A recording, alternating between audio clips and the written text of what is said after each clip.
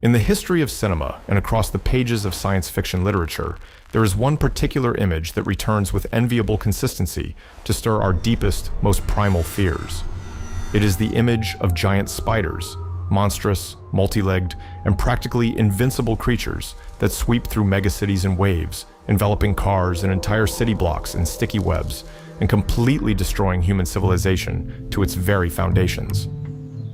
For most people, a cold shiver runs down their spine at the mere sight of these scenes or upon reading such descriptions. And if we turn our attention away from raw emotions and look instead at cold, dispassionate academic science, we discover that our subconscious fear actually has more than solid, staggering foundations. The mathematics of our fear. Let us look at the frightening mathematics of the living world, which was recently painstakingly calculated and published by European researchers Martin Nieffler and Klaus Birkhofer. These scientists conducted large-scale calculations of global biomass and dietary appetites, and their conclusions force us to look completely differently at those who quietly hide in the corners of our homes. In a single year, the world's total spider population consumes a colossal, almost unimaginable amount of live prey, between 400 and 800 million tons of insects. To help your imagination grasp the sheer scale of this number, consider the following comparison. This figure exceeds the total food consumption of all whales and all fish living in the entire global ocean combined.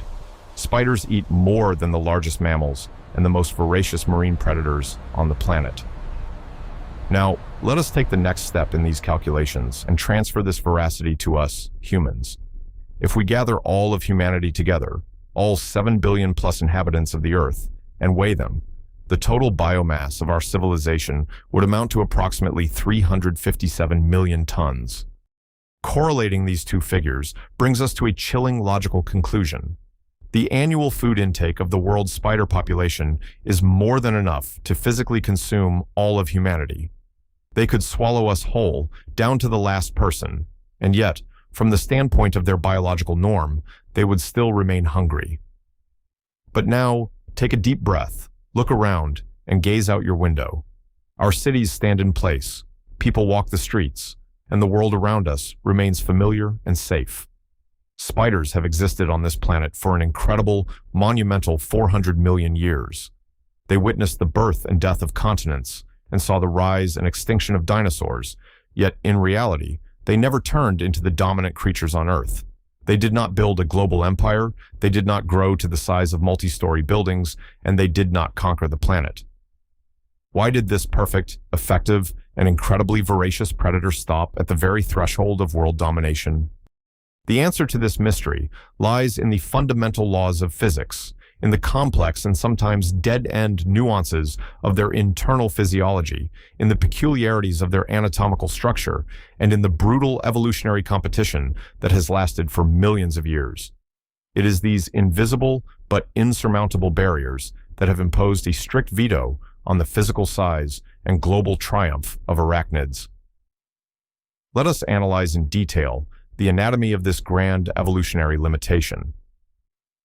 The armor that became a biological prison. When we discuss the reasons that forever closed the path to large sizes for spiders, it is first necessary to understand how their bodies are constructed. The main evolutionary obstacle, because of which we will never meet a spider the size of a large dog, a horse, or a car, boils down to the fundamental laws of anatomy and physics. The irony of fate is that the main enemy of a spider's potential grandeur is its own proudest asset, its magnificent protective armor. Unlike humans, mammals, birds, or reptiles, spiders completely lack an internal skeleton. They have no bones to support the mass of internal organs and serve as a reliable framework for weight distribution. The entire role of a supporting structure, protection, and a rigid frame is performed exclusively by an external carapace that tightly covers the whole body. All arachnids, without exception, carry a so-called chitinous cuticle. In itself, this cuticle is a true masterpiece of natural engineering. In its natural small scale, it performs a critically important task. This relatively thin shell reliably protects the animal's soft organism from a deadly loss of moisture through evaporation. It is precisely due to the unique insulating properties of their chitinous armor that arachnids manage to successfully master and colonize the most arid, hot, and harsh regions of our globe, where other creatures simply die of dehydration. The necessary strength and rigidity of this external armor are provided by special proteins that tightly encrust the chitinous structure, turning it into a light and durable natural composite. But as soon as we try to mentally increase a spider in size, as the creators of sci-fi movies do, this perfect defense instantly turns into a deadly mathematical trap. In physics, there is the law of the square cube. As the linear dimensions of a body increase, its surface area grows by the square, but its volume and mass grow by the cube. This means that if a spider increases in size, its weight becomes colossal. And so that this giant weight does not crush the animal, its external chitinous carapace must grow proportionally, becoming thicker, denser, and heavier. And here, evolution enters a dead end. The thicker and more massive the external carapace becomes, the heavier the animal itself weighs, and the more difficult it becomes to perform the slightest movements. The spider turns into a medieval knight, clad in armor so thick and heavy that he cannot even move his hand. But what is even worse, the thickness of the carapace begins to grow inward into the body. It steals the internal space of the organism, and as a result, there is simply no physical room left inside the spider to accommodate vital organs, blood vessels, and the nervous system. Thus, an increase in the thickness of the chitinous cuticle inevitably creates absolutely unresolvable problems with both coordination of movement and the functioning of internal life support systems.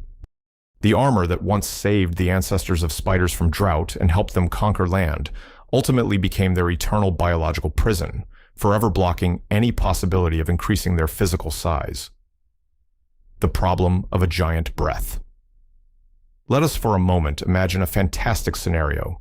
Suppose that by some miracle, a spider managed to overcome the barrier of a heavy carapace, and its cuticle remained light but strong. Would it then be able to grow to gigantic proportions and wage war on our cities? This is not destined to happen for a second, even more prosaic and terrifying reason. Such an overgrown spider simply would not be able to take even a few breaths. It would banally suffocate in the first minutes of its life. The fact is that the respiratory system of arachnids is structured very specifically. It is diverse within its class, but all of it, without exception, has strict, insurmountable physiological limits. If we look at the structure of various groups within this class, we see the following picture. Scorpions adapted in the process of evolution to use exclusively book lungs for breathing. True spiders complicated their anatomy. They have both book lungs and tracheae in their organism, with the exception of only the most ancient and primitive species that manage without them. Other related groups, such as solifugae, pseudoscorpions, and harvestmen, completely abandon lungs and breathe only through tracheae. And tiny ticks and mites went even further along the path of simplification. They breathe either with the help of tracheae or absorb oxygen through the entire surface of their tiny bodies. If we study the structure of tracheae in detail, we find that they represent a system of extremely thin, branched air tubes that pierce the animal's body. From the inside, these channels are carefully lined with a thin layer of chitin, which is equipped with a special supporting spiral thread. This microscopic spiral performs a crucial mechanical function. It maintains the shape of the tube and prevents its walls from collapsing or sticking together during movements. From an evolutionary standpoint, tracheae are an excellent apparatus that is adapted to atmospheric gas exchange much more effectively than bulky book lungs. But this ingenious system has one fatal vulnerability. The entire operation of the tracheal system of arachnids relies entirely and completely on a passive physical process, the diffusion of oxygen. Air is not pumped into the body by powerful movements of a diaphragm and lungs, as it is in humans. It simply, slowly, naturally permeates through microscopic channels deep into the tissues. And the law of physics states that diffusion works effectively and quickly exclusively over microscopic, small distances measured in millimeters. The diameter of these thinnest tracheae and the natural rate of oxygen entry through them are rigid, ironclad limiting factors. It is precisely because of the limited efficiency and slowness of oxygen diffusion through the tracheal system that neither insects nor spiders are physically capable of reaching large sizes under the modern atmospheric conditions of our planet. If a spider the size of a human suddenly appeared before us, its respiratory system would hit the wall of physics. Oxygen from the surrounding air simply could not seep through long tracheal pathways deep into its massive body. The process of passive diffusion over such vast distances becomes absolutely inefficient. As a result, a giant creature would experience instant suffocation and would choke to death in a few minutes, unable to provide its internal organs and tissues with elementary nourishment, the broken hydraulics of the microworld. Even if we ignore the weight of the chitinous armor and the deficit of oxygen, the path of a potential army of giant spiders will face a third anatomical wall. This monster from horror movies would not be able to take even a single step in our direction. It would remain lying motionless in place due to the fact that the very mechanism of its movement would completely break down. After all, their limbs move according to a principle radically different from ours. Spiders, in the process of evolution, never develop traditional extensor muscles that control the movements of limbs in most vertebrate animals. The musculoskeletal apparatus of a spider looks less like the musculature of an athlete and more like the mechanism of heavy construction equipment, such as excavators, cranes, and hydraulic presses. To straighten their legs and take a step, spiders use internal fluid pressure. They purposefully build up the internal pressure of a special liquid medium, hemolymph, which serves as the analog of blood in their body. By changing the difference of this hydraulic pressure inside their hollow legs, they force them to extend and push the body forward. At the same time, the reverse process, bending the legs, is still controlled by ordinary muscle fibers located on the joints of the limbs.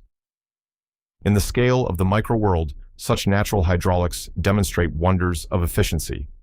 It allows tiny jumping spiders to make mind-boggling leaps that exceed their body length dozens of times and to develop lightning speed during an attack. But this flawless engineering system works magnificently exclusively while maintaining small body sizes. As soon as we proportionally increase a spider to a giant scale, the hydraulics break under the weight of its own mass. The main problem of this system is that to extend huge, heavy limbs and move a massive torso, a spider would need to generate a colossal, truly explosive amount of internal energy and pressure. The heart and vascular system simply would not withstand such a load. The animal would banally lack the internal resources, even for the elementary static maintenance of its heavy body on its legs, let alone any running or hunting. If we gather all three factors together, the fantastic Hollywood scenario crumbles to dust. Any giant spider on our planet is doomed. It will instantly fall from its own legs, which cannot withstand the weight and pressure, and will suffocate in a few minutes due to the inefficiency of respiration. Its complex hydraulic movement system will prove powerless before the mass of a huge body, and passive diffusion of air will fail to deliver vital oxygen to cells and internal organs. Nature has blocked their path into the world of large creatures at the level of basic physical laws, the evolutionary race, and the birth of flight. All right, everything is clear with the giant sizes. Physics keeps spiders in check. But why then didn't spiders conquer the planet while remaining small? After all, in their weight range, they are practically ideal, deadly, and highly successful predators. To answer this question, we will have to travel back in time hundreds of millions of years and look into the chronicle of evolution. Spiders appeared on our Earth long before the first ancestors of humans arose on it. The Earth of the Devonian period, which existed about 400 million years ago, was a harsh and desolate place. And it is to this time that the oldest known fossils of terrestrial spiders and scorpions date back. These primitive proto-spiders, a striking representative of which was Attercopus, became perhaps the very first full-fledged animals to resolutely emerge from the water and begin colonizing the primordial land. A crucial historical fact is that spiders appeared on Earth much earlier than the class of insects. They were the full-fledged, first, and most dangerous land superpredators of their time. Spiders managed to survive incredibly successfully on the planet throughout all of these 400 million years, continuously perfecting their unique body structure and inventing an intricate, highly effective catching web. But evolution never stands still, and soon, those who once and for all challenged the absolute leadership of spiders entered the historical arena. Insects formed as a class in later geological epochs. Their boom began in the Carboniferous period. Finding themselves in a world where the land was already colonized by voracious and efficient hunters, spiders, insects faced a brutal question of survival. It was this unceasing, colossal, evolutionary pressure from the super-efficient, eight-legged predators that became a powerful catalyst for the development of insects. Modern science suggests that perhaps it was in an attempt to escape from the omnipresent spiderwebs and deadly jaws that insects eventually invented flight. The ability to take to the air became for insects the best, revolutionary way to escape once and for all from ground persecution. Flight gifted insects an absolute and decisive evolutionary advantage. Those living creatures that were the first to master the art of flight, first insects, and millions of years later birds, gained exclusive, unrestricted access to a completely new, safe, and resource-rich aerial habitat. In addition, insects possessing a tracheal gas exchange system evolved much more rapidly and did not encounter such rigid physiological limitations and dead ends when conquering land as the class of arachnids did. Ultimately, insects that gained the ability to fly and possessed a more adaptive respiratory system intercepted the evolutionary initiative and gained an undeniable advantage over spiders. Later, this position was reinforced by birds, which combined flight, a developed brain, and a strong internal skeleton. Spiders remained the unsurpassed, deadly masters of the earth, grass, and dark corners, but the upper tiers of the planet and the sky were lost to them forever. Oceanic roots and hidden superpowers.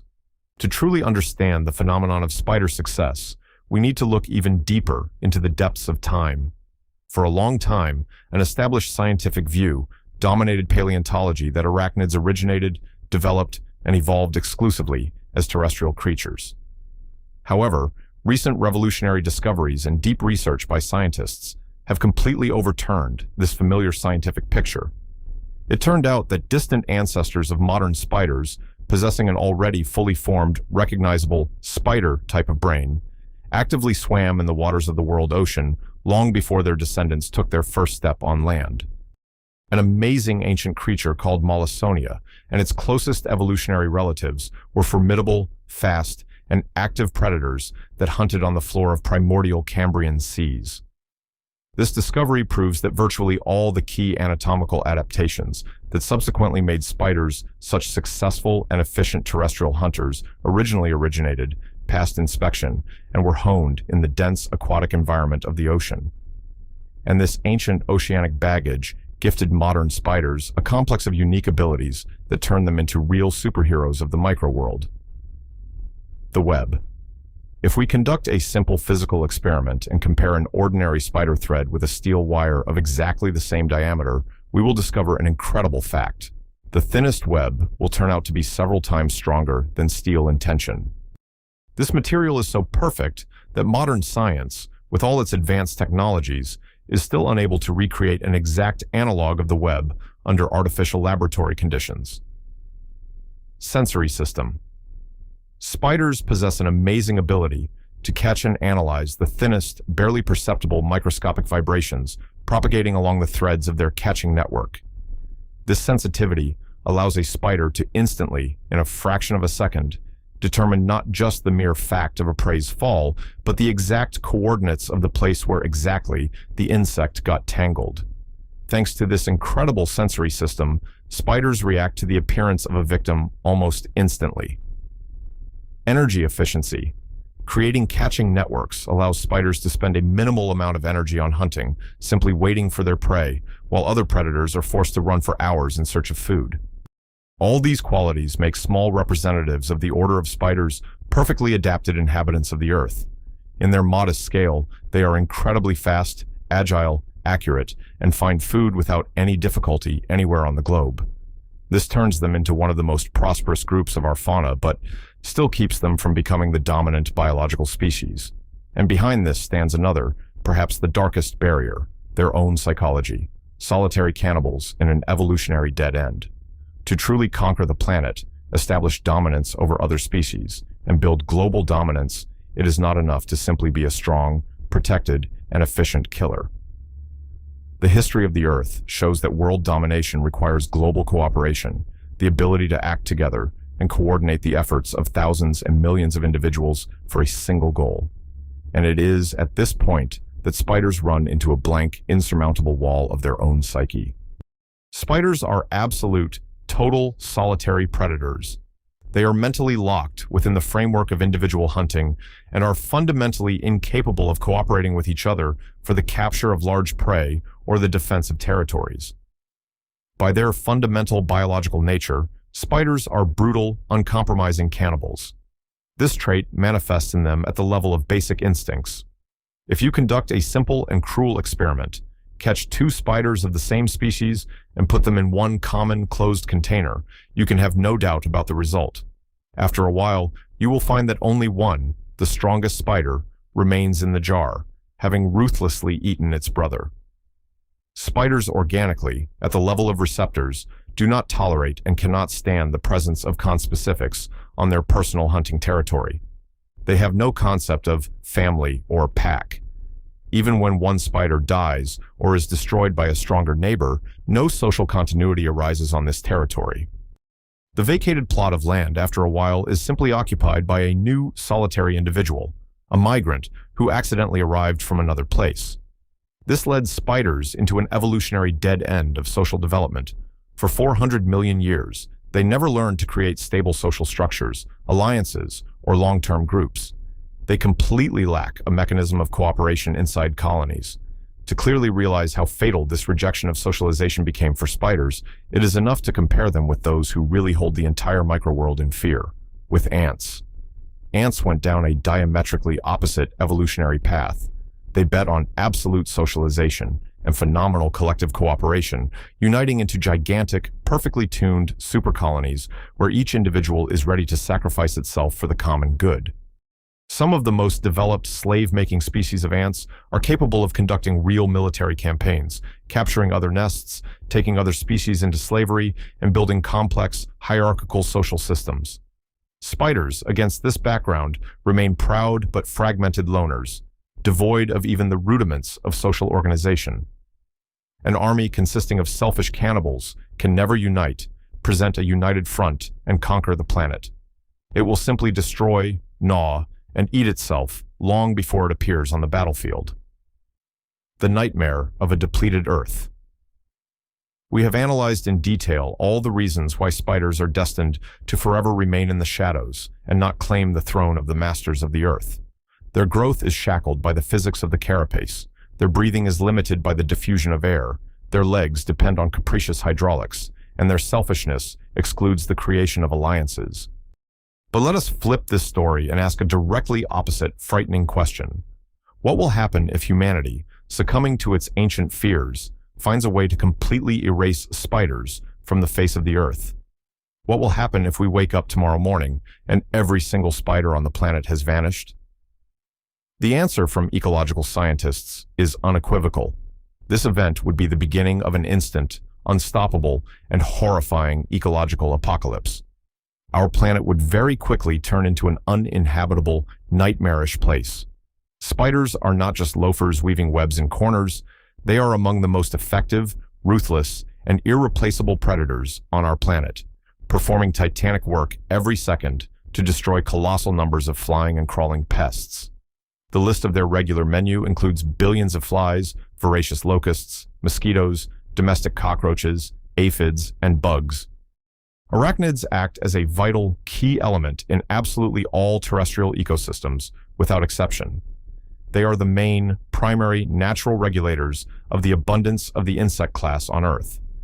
If we remove this restraining factor, an explosive, geometric growth of populations of absolutely all insect species will immediately begin on the planet. Humanity will come face to face with a true biblical Armageddon of clouds of blood-sucking mosquitoes, obsessive flies, and hordes of locusts, whose numbers in a matter of weeks will skyrocket. The first deadly blow will fall on our survival. All global agriculture will immediately find itself under a crushing attack by billions of voracious pests destroying crops, and harvest volumes around the world will sharply, catastrophically decrease, causing global famine. The second blow will be dealt to our health. A huge portion of flying insects are direct carriers of infections deadly to humans, such as malaria, dengue fever, or West Nile virus. Without strict, round-the-clock control by spiders, the scale and speed of spread of these diseases will immediately take on the character of raging, unstoppable pandemics that carry away millions of human lives. But the catastrophe will not be limited only to humans and insects. The disappearance of spiders would inevitably trigger a destructive, irreversible chain reaction along all floors of the world food chain. A huge number of bird species, small lizards, frogs, and small mammals will lose their main, basic source of food in one moment and find themselves on the brink of extinction. Following this, the complex ecosystems of the soil will suffer heavily, which will lead to a rapid deterioration of its health, degradation, and a slowdown in the growth of all green plants on the planet. Without spiders, our world will in the shortest time become incredibly dirty, hungry, disease-ridden, and deadly dangerous for existence. Strikingly, for all their fundamental importance, spiders remain completely underestimated and invisible to human society. They perform the role of most reliable, sensitive indicators of environmental health. The species diversity of spiders in any region directly and rigidly correlates with the overall ecological stability of this environment. But at the same time, they remain real invisibles for most world conservation programs. Just think about it. Today, about 88.5% of all known species of insects and arachnids do not have any official conservation status from the state or international organizations at all. The funding and attention of people to issues of preserving biodiversity are distributed flagrantly unevenly. Large, beautiful, fluffy, or photogenic animals, such as pandas, tigers, or rare birds, receive the lion's share of public attention and millions of dollars for study and protection. At the same time, spiders, despite their critical, irreplaceable role in maintaining ecological balance and life itself on the planet, continue to remain in a deep, blind spot of scientific budgets and nature conservation programs.